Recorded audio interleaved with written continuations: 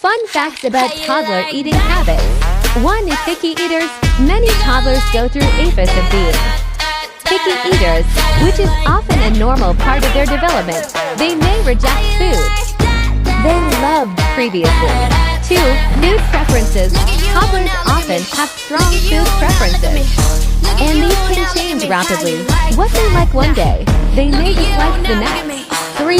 Portion sizes.